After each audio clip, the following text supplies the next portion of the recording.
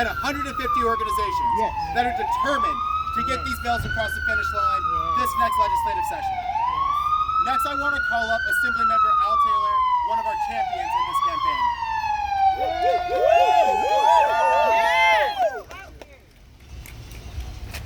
Peace and blessings. Peace and blessings. Peace and blessings. Peace and blessings. Good morning. Good morning. This is a great day, and I commend you all for being here today. Yeah. My colleagues in government, senators.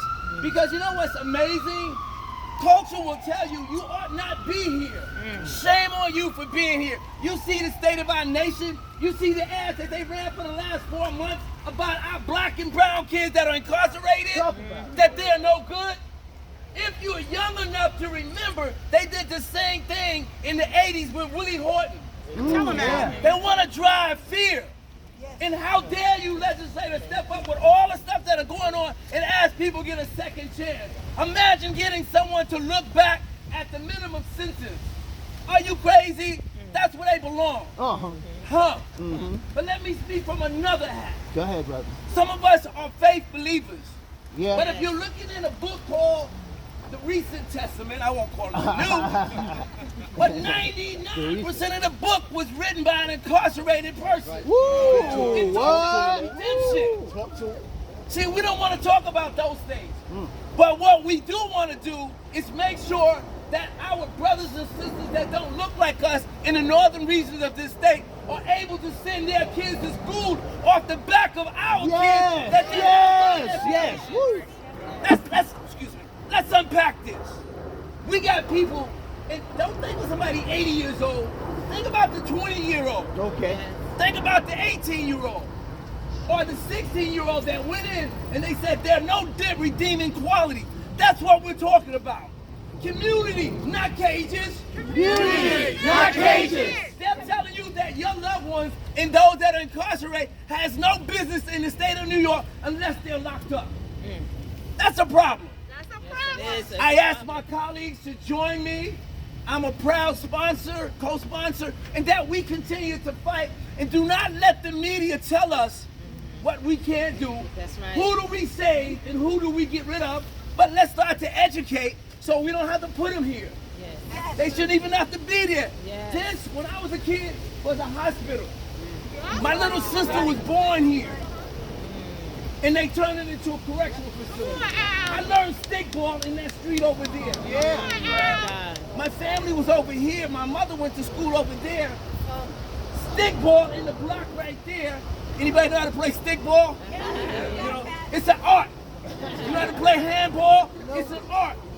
But our young boys and girls are being incarcerated, and society says, I dare you to come up here.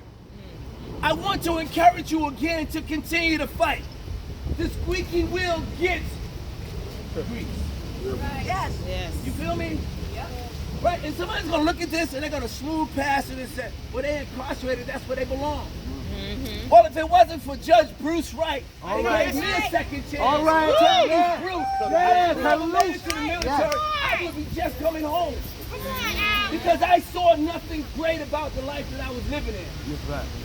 There were so many things and isms and schisms that can take you out of here, but we owe our children, we owe our parents and our grandparents the very best that we can offer our community.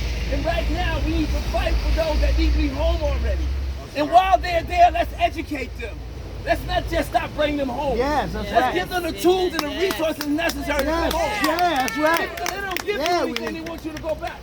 As I get ready to leave this mic, I want you to think about those southern movies where you've seen black folks slaving and farming for white folks because they were able to do it because the law said so. There's something wrong when we rather incarcerate than to bring them to the community. There's something wrong there. It costs over $100,000 to put an inmate in Rikers or in prison. What would happen if you put 5,000 there, 10,000 there, 20,000 over there, and then the resources, we don't have to end up there. Community, not cages. Community, not cages. Community, not cages. these racist laws don't get us shook, we will pass a second look. These racist laws won't have us shook, we will pass a second look. These racist laws won't have us shook, we will pass a second look. These racist laws won't have us shook, we will pass a second look. Come on, Jared. Make some noise, New York. Thank you, Assemblymember Taylor. I'm sorry for bringing us to church.